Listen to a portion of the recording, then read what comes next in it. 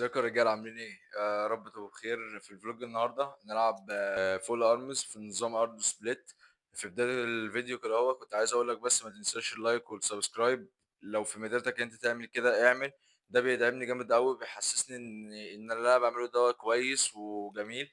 وسيب لي كومنت كويس ان انت تحاول ان انت تدعمني فيه، وان انت كمان تقول لي ايه اللي انا ممكن اقدر اطوره، وممكن ايه اللي انا اقدر اغيره في المحتوى بتاعي عشان خاطر ان انت تكون مبسوط وانت بتتفرج على الفيديو. واوعدك لو انت كملت الفيديو لغايه الاخر وعملت الحاجات اللي انا قلتها، اوعدك ان انت هتنبسط وهتشوف فلوج جميل جدا وهتستفاد منه ان شاء الله. يلا خلينا مع الفيديو. واول تمرين هستهدف اللي هو الشولدر الامامي. ايدك كده او ايدك كده في نفس الحاله. برضك انت كده بتشغل الشولدر الامامي. مفيش اي فرق ما بينهم هما الاثنين. الفرق بس التمرين اللي هو النيوترال جريب. النيوترال جريب اللي هو ايه؟ انجي زي ما قلت لك قبل كده. انت قبل ما تيجي تقعد في اي تمرين او اي جهاز زي كده ظبط الاول الكورس بتاعك، ظبطه على طولك.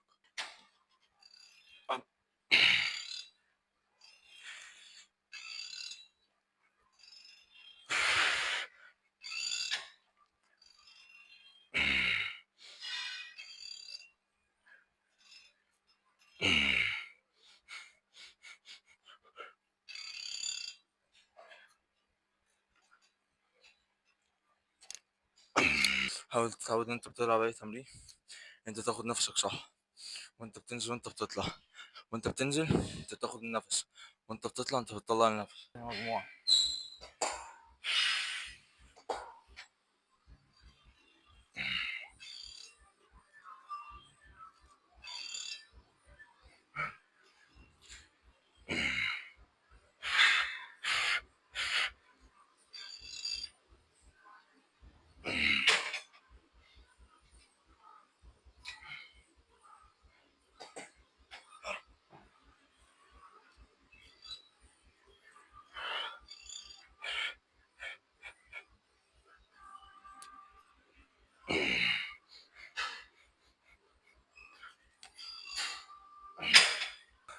وحاول برضك وانت لو انت عملت زي مثلا وان انت زودت الوزن، معلش انت تجيب عدات كتيرة عادي.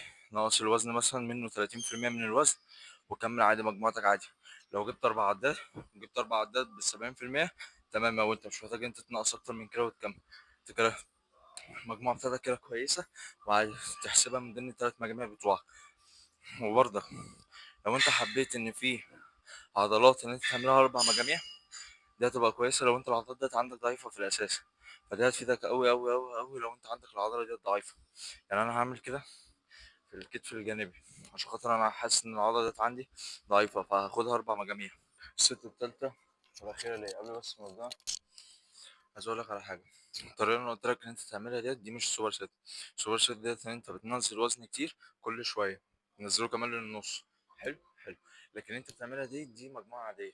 سوبر ست حتى ما ينفعش أنت تعمله في كل المجاميع. سوبر ست ما ينفعش هي مجموعة واحدة بس. وغير كده كمان لعضلة معينة أنت شايف إن هي قليلة أو ممكن اتنين. لكن ما تحاولش أنت تكتر أكتر من كده، لأن السوبر ست مع زيادته أنت كده بتعمل إجهاد للعضلة، فأنت بدل ما أنت بتفيد نفسك أنت كده إيه؟ بتضر نفسك. فده ما ينفعش. لكن اللي انا بقول لك عليها دي مجموعه عاديه. حلو. مش حابب ان انت تعمل نفس الحركه دي تاني، عادي قلل الوزن. يعني انا مثلا كنت بلعب 100، فقللته ل 70، 30% يعتبر من الوزن. فخلاص عادي ممكن المجموعه اللي جايه اريح شويه واخش بال 85 بدل ال 100.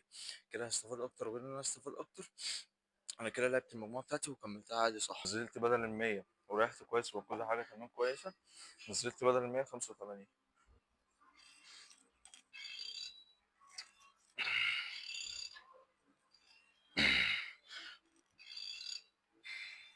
حاول تضمك وانت بتلعب.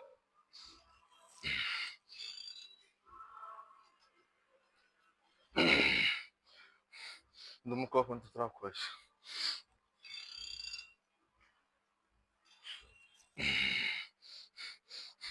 واحدة منهم. كويسة كده. نخش على الشكل اللي بعده. تاني الشكل اللي بعده ايه؟ باي. بس زي ما قلت لك ضهرك مضمون. تظبط الأول الكورس على قد مقاسك وطولك. العب عادي. عايز تعمل مرتاح على الطريقة دي تعملها، مش مرتاح خلاص، عملتها بالغلط مرة ما يهمش عادي، قلل الوزن زي ما انا عملت، كمل مجموعتك عادي، في الحالتين مجموعتك بتتحسب عادي، ومفيش اي مشكلة خالص ولا في اي حاجة غلط بس.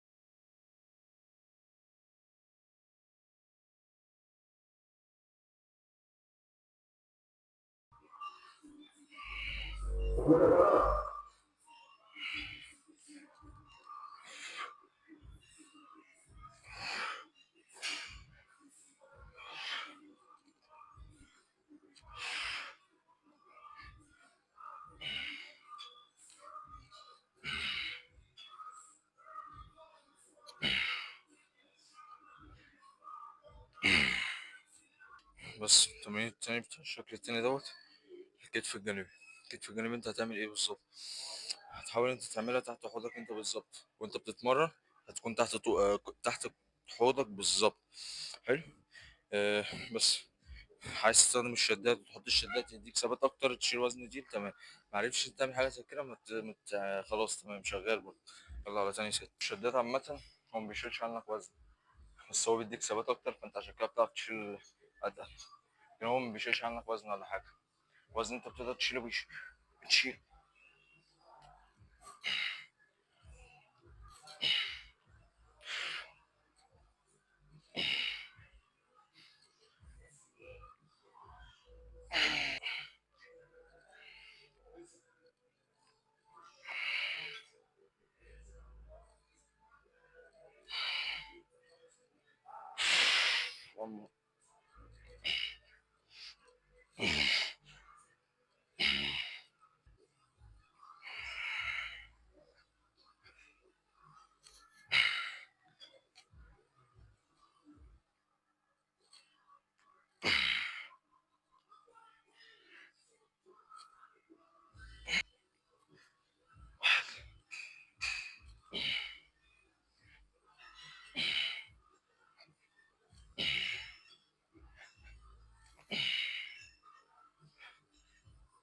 شغال.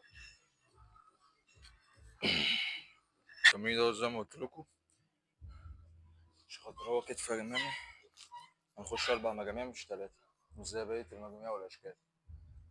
ودي تاني واحدة، تالت واحدة.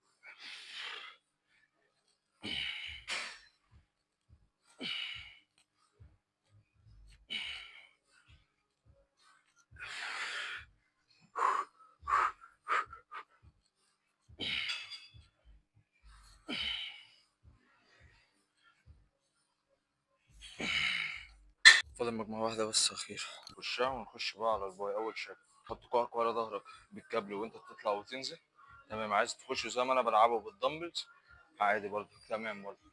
هتلاقي الاتنين معاك، هتلاقي الاتنين معاك شغالين، سواء بالكابل أو سواء بالدمبلز، فاهمني؟ بس يلا.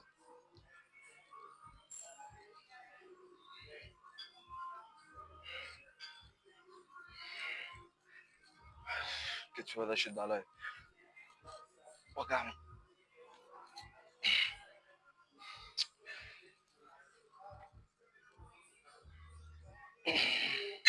وجعني جامد. كتفي وجعني، كتفي وجعني جامد، بس خير يعني خير. بس أنا كنت متعور فيه من يومين حبة، وأنا كنت بلعب تمرين الأول باك اللي هو السحب الأرضي، ف فوجعني حبة، فأنا عشان كده أنا دلوقتي مش قادر برضه أخش التمرين لغاية الآخر، أو فيها وجع، مش عارف ألعب صح. أوي. كنتش زودت الوزن.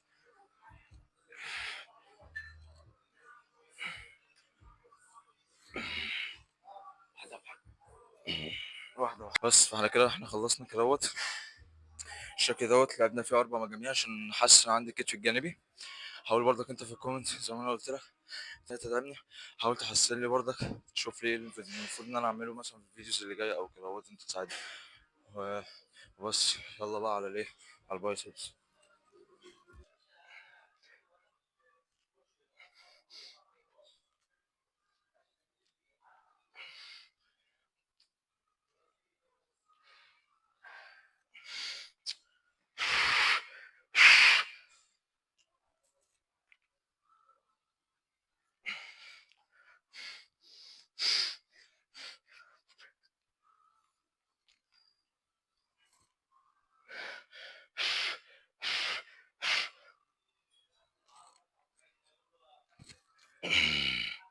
ده الشكل التالت ده الشكل التالت اللي هنلعبه. هيبقى شكل الباي دمبل كيرل يعتبر انكلاين. حلو. بس التمرين حاول تلعب بوزن كويس ليك. تفرق هتتني كده عادي. مش لازم كوعك ما يتحركش، مش لازم توصل كده انت مش يعني مفهمش ان اوصل كده. هي كده كده كوعك وانت بتفرد حاول تشد شويه التراي كانك بتشدها فعلا. حلو. حلو. بص، هو ده انت المفروض تعمله. الدكه دي وحشه.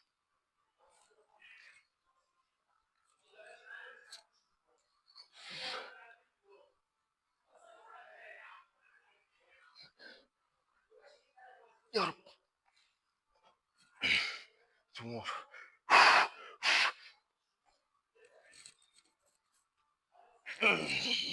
حلوه كده. المجموعه الثالثه. حاول عامه وانت بتلعب اي تمرين حاول تركز اكتر لأن التمرين معظم التمرين بتتلعب من هنا الاول. حلو. ف وحاول تتعلم كتير، حاول تتفرج على فيديوهات كتير وفيديوز كتير. الناس احسن منك بيعرفوا يتمرنوا التمرين ده كويس جدا. اي تمرين مش شرط التمرين ده، عشان خاطر انت كل شويه انت تعرف معلومات اكتر. كل ما تعرف معلومات اكتر، كل ما تعرف معلومات اكتر هتعرف تفيد نفسك بعد كده. عشان كده ما تجيش مثلا تسأل سؤال زي مثلا ان انا عايز مثلا اخد كرياتين دلوقتي. انت لو فاهم انت هتعرف تجاوب نفسك على الحاجه ديت مثلا. فاهمني؟ انت هتعرف انت مثلا زي البروتين مثلا، انت عارف انت محتاج ايه دلوقتي في الوقت لو انت عارف انت هتعمل كده. فاهمني؟ فهي اللعبه ديت اي حاجه انت عايز تخش فيها لازم تبقى فاهم فيها. مش هقول لك مش لازم من الاول، بس على الاقل انت تتعلم وتسمع كتير. مش لازم انت تعمل فيها ان انت فاهم كل حاجه وانت ممكن ما تكونش فاهم. فانت حاول ان انت تسمع اكتر من الناس اللي احسن منك والاكبر منك. مش كل برضك من شرط ان حد عمل عضلات يبقى معناها ان هو كويس، لا. شوف هو تاريخه في الاصابات ايه. ما هو مش اي حد عمل عضلات يبقى خلاص يبقى هو كده تمام وخلاص نمشي وراه. بس ان انت تخلي برضك بالك على نفسك كده فاهم. التمرين برضك مهم زي اي حاجه.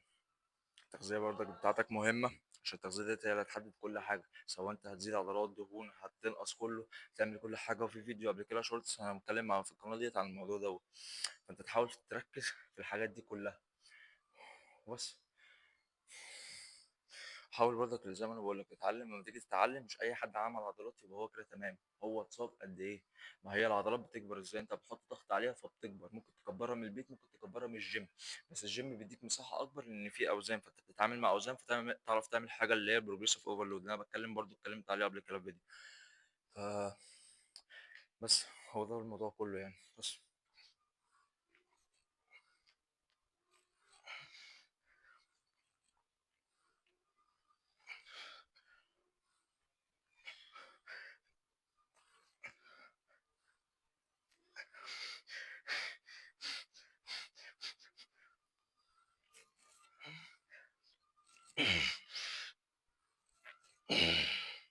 بس حلو ده كده.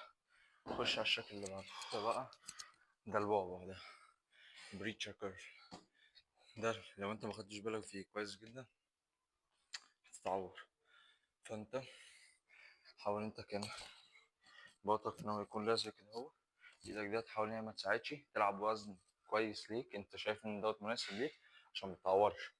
فانت خلي بالك من الحته دي قوي، لان التمرين دوت يعني وحش سنه في الاصابه بتاعته.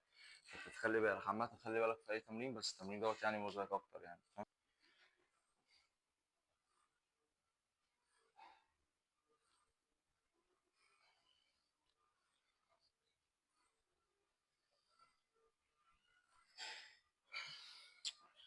ريحت.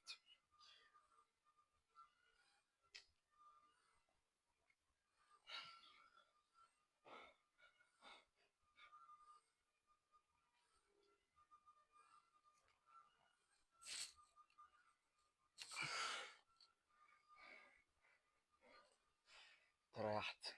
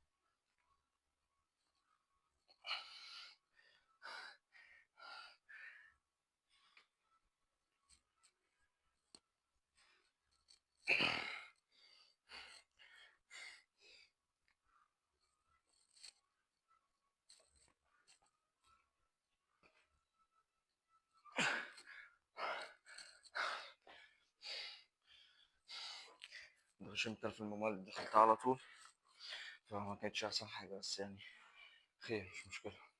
التمرين دوت اكتر حاجه هو بيعتمد عليها حاجه اسمها muscle connection، اتصال عامه العضلي العصبي، اللي هو السيال العصبي والكلام دوت.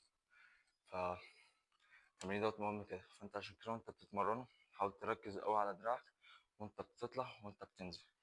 وانت كمان هتركز اكتر لما تلعبها فردي بالدمبلز. انا ممكن اجيب عادي، اجيب هنا زجزاج والعب بيها، بس لما بتيجي تلعب فردي بالدمبل بتركز اكتر عشان ما تتعورش. فهتلاقي معظم اصلا الناس اللي هم بيتعوروا فيه اصلا هتلاقيه اما بيلعبوا زجزاج، يا اما ما سخنش كويس، او بيشغل دماغه وزن تقيل يعمل لي كده اهو. وتلاقيه هو عنده مشكله ان دراعه اصلا بيرجع ورا سنه، فشكرا. فده طبيعي ان هو يحصل له كده اهو، بس احسن المجموعه اللي فاتت.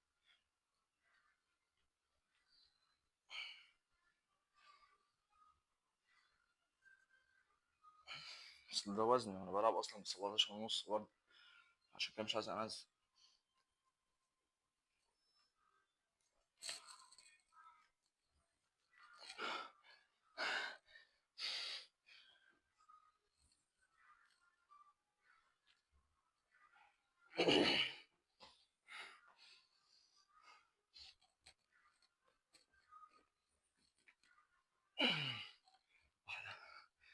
خير.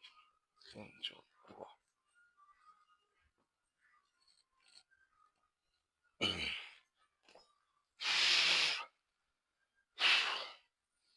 خير ان شاء الله.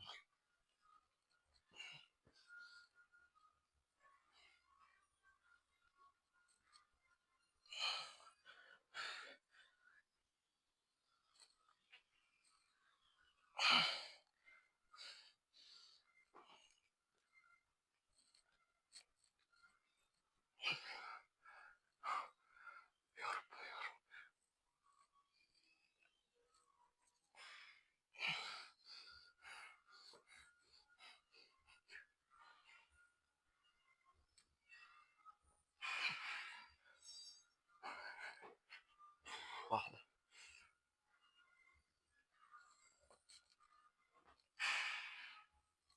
المجموعة.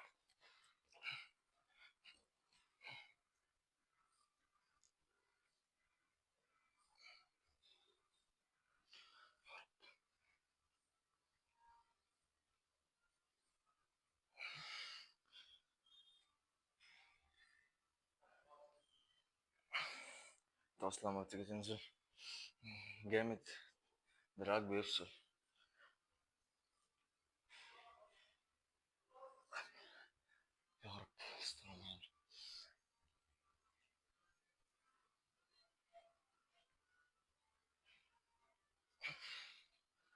عاوزين.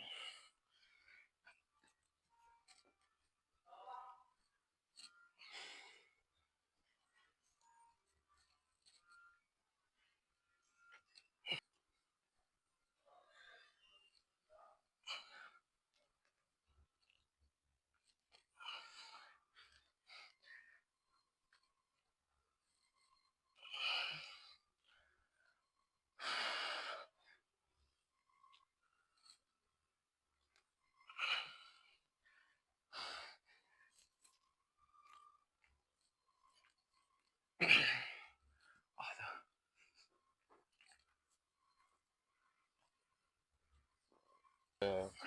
الشكل الخامس الترايسبس، هلعبه بالمسطرة. عايز تشيل المسطرة خط المثلث أو التمانية دوت تمام، هيجيب برضو معاك نص الترايسبس أو نص العضلة يعني. يلا.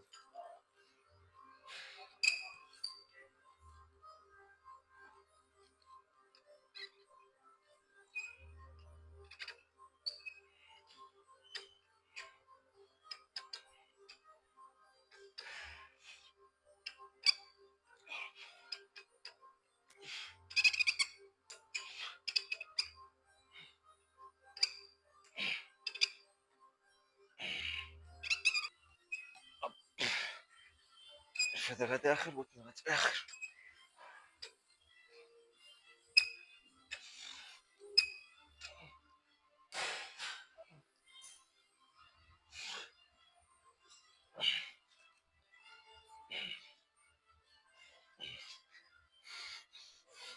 كنت قلت سنة.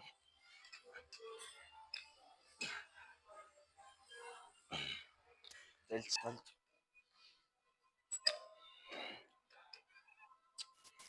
ما زودتهاش.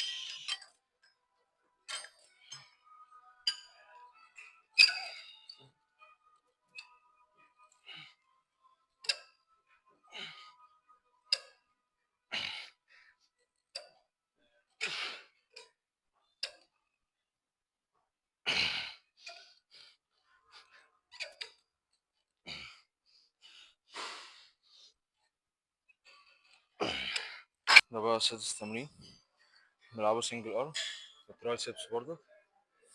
التمرين دوت حاول ان انت ما تنزلش قوي الكيبل نفسه، متنزلوش قوي، عشان انت لو نزلت قوي انت هتجيبه من تحت ممكن تتعور ولا حاجه وانت بتلف، ولا انت بتنزل وانت بتسيب الوزن لو الوزن تقيل مثلا ولا حاجه.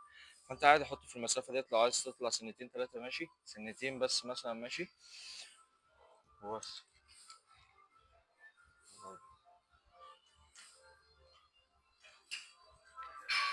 يا رب.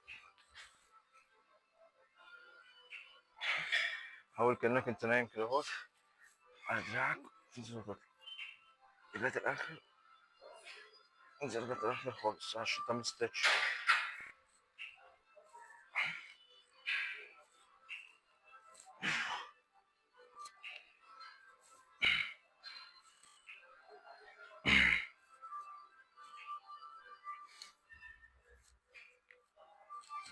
ممكن ازود سنة كمان عشان الوزن مش تقيل أوي.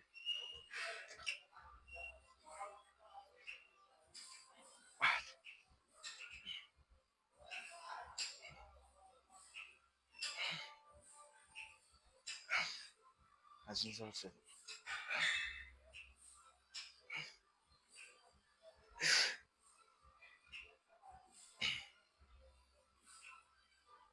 واحدة.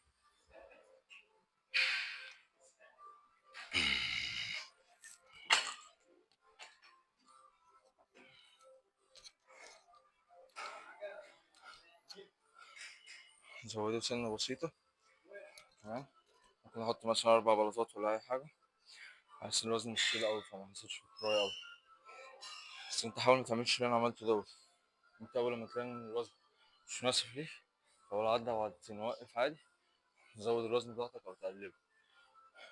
لكن ما تصبرش على كده او تكمل مجموعة زي كده عشان متعملش زي في المجموعة اللي فاتت في الشكل اللي فات في الباي. انا في التراي اقصد، انا عملت ايه؟ انا لعبت 4 مجاميع. انا حسيت في الشوطين الاولانيين او المجموعتين الاولانيين ما لعبتهمش كويس صح، عشان الوزن كان خفيف. بس معلش التليفون فصل بس مني في الجيم، حبيت ان انا اكمل بس الفلوج. في الآخر بس كنت باقول لك إن أنا باحب أحُط مجموعتين كده أهوّة في الآخر زي الT bar row كده أهوّة، مثلًا في يوم الchest وback full arms باحب أحُط مجموعتين بطن بس بالجهاز وبس كده أهوّة.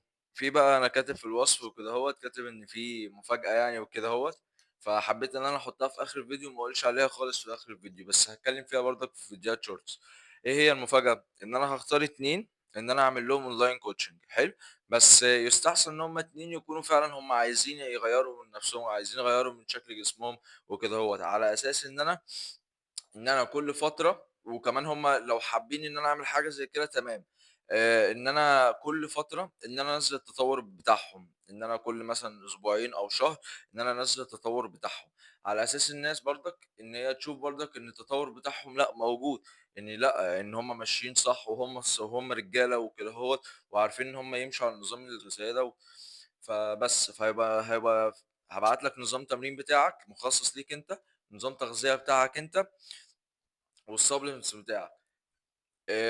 الsupplement بتاعتك هتبقى أنا مش هاحُط لك أي حاجة لو أنت جديد يعني أو كده، مش هاحُط لك أي حاجة، غير إن أنا ممكن أقول لك omega 3 وmulti vitamin بس، أنا بس حبّيت أقول بس المعلومة ديّة، وبس كده الفيديو هو كده يكون خلص. هاتكلّم برضك تاني عن الحاجة ديّة، بس أنا حبّيت إن أنا هاسيبها في الآخر. بس يا رب نكون انبسطت وقدرت إن أنا أفيدك أو حاولت إن أنا أساعدك في أي حاجة. وبس زي ما أنا قُلت لك ما تنساش اللايك وshare وsubscribe في القناة. حاول إن أنت تكتب لي comment تشجعني وأنت تشوف إيه المفروض إن أنا أطوّره فيّا في المحتوى، وبس شكرًا.